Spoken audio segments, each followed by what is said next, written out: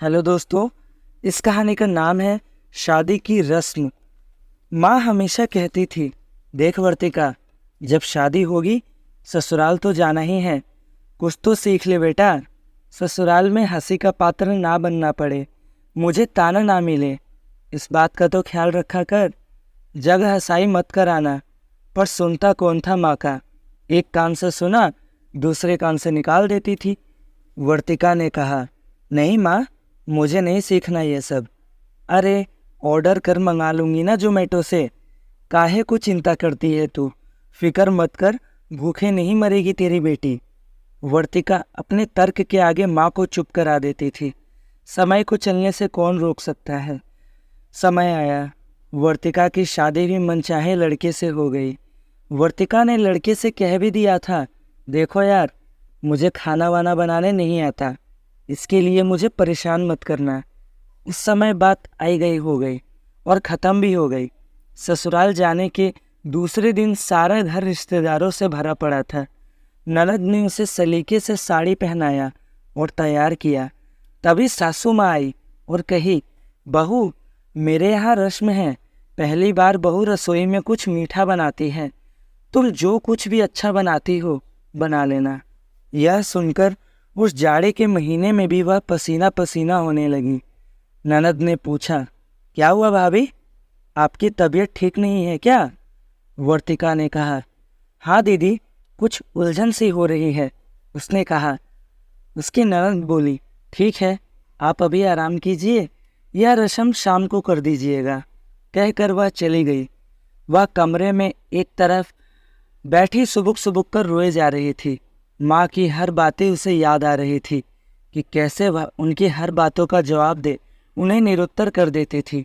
काश माँ की थोड़ी सी भी बातें मान ली होती तो आज यह नौबत ना आती और मुझे 8-8 आंसू नहीं रोना पड़ता। अब मुझे पता चला ससुराल क्या होता है। हालांकि ससुराल वाले बहुत ही सुलझे थे।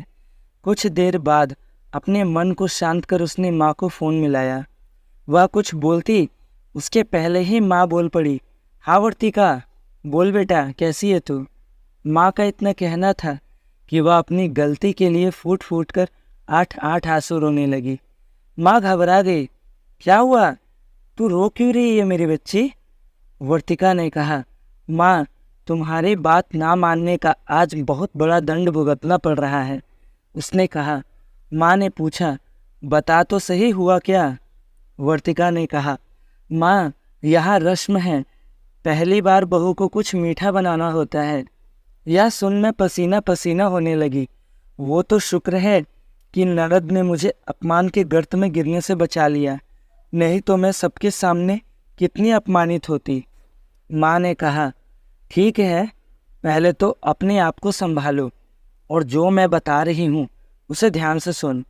माँ ने उसे जल्दी से मीठे व्यंजन का आसान तरीका बता दिया और कहा, आगे कैसे क्या होगा इसके लिए मैं सोच रही हूँ, तब तक आज का रस्म पूरा कर।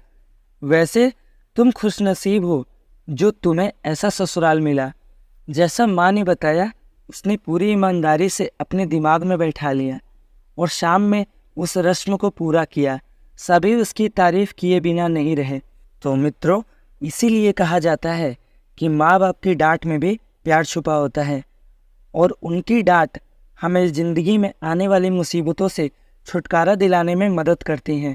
तो दोस्तों, अपनी माँ बाप की डांट को कभी बुरा मत मानना और उनकी बातों को हमेशा ऑब्ज़र्व करना और उससे सीख लेना, ताकि आपको अपनी ज़िंदगी में आगे बढ़ने का तरीका पता चल जाए।